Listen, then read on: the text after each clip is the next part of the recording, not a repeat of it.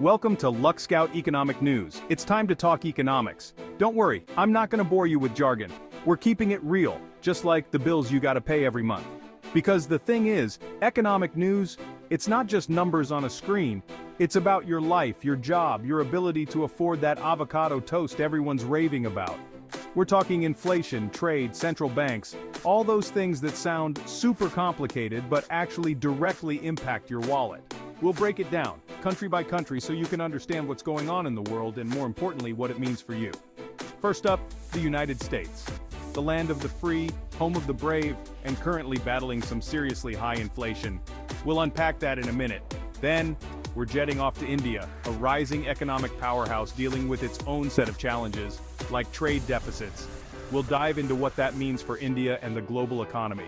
And finally, we'll zoom out and look at the big picture, global trade, market movements, and how everything is connected. Because in our globalized world, what happens in one country ripples out and affects us all. So buckle up, buttercups. It's time for a crash course in Economics 101 Daily Show style. Let's do this.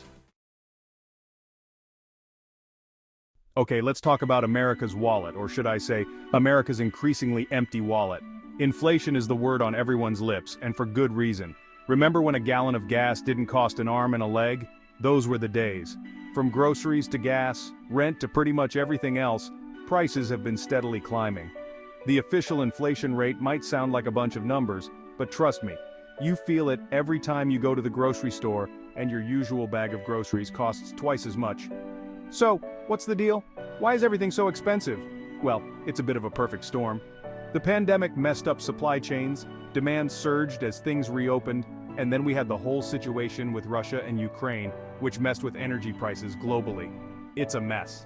Now the big question is, what's being done about it? Enter the Federal Reserve, America's central bank.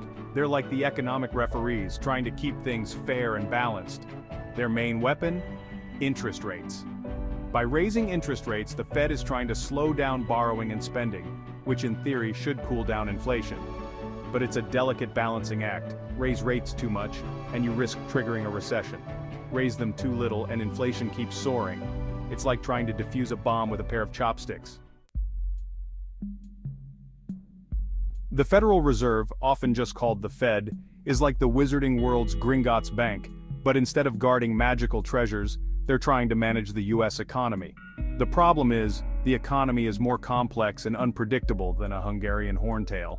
Their main tool for controlling inflation is interest rates. Think of it like this: when interest rates are high, borrowing money becomes more expensive. This discourages people from taking out loans for things like houses and cars, which slows down spending. Less spending means less demand, and in theory, prices should stop rising so fast. But here's the catch-22. Raising interest rates too aggressively can also trigger a recession. If borrowing becomes too expensive, businesses might stop investing, people might get laid off, and the economy could take a nosedive. It's a tightrope walk, my friends, and the Fed is trying not to fall off. So far, the Fed has been raising rates gradually, trying to find that sweet spot between controlling inflation and avoiding a recession. But it's a tough job, and there's no guarantee they'll get it right. The global economy is interconnected, and factors outside the US, like the war in Ukraine and supply chain disruptions, can throw a wrench in the works. Now let's shift gears and head over to India, a country experiencing its own economic roller coaster. India is like that friend who's always hustling, starting new businesses, and aiming for the stars. And for good reason. India is one of the fastest growing economies in the world. But even with all that hustle, India is facing some challenges, specifically a trade deficit.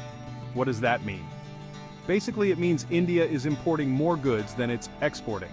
Think of it like spending more money than you're earning, not ideal for your bank account, right? India's trade deficit is partly due to its dependence on imported oil.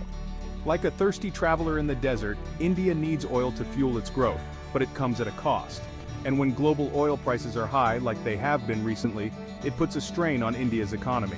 So what's India doing about it? Well, for starters, they're trying to boost domestic manufacturing and become less reliant on imports.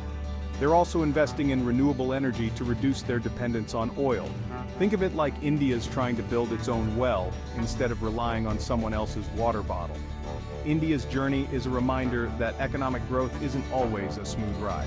There are bumps along the way, and sometimes you have to adjust your course to reach your destination. Please like the video and share it with others. Thank you for watching.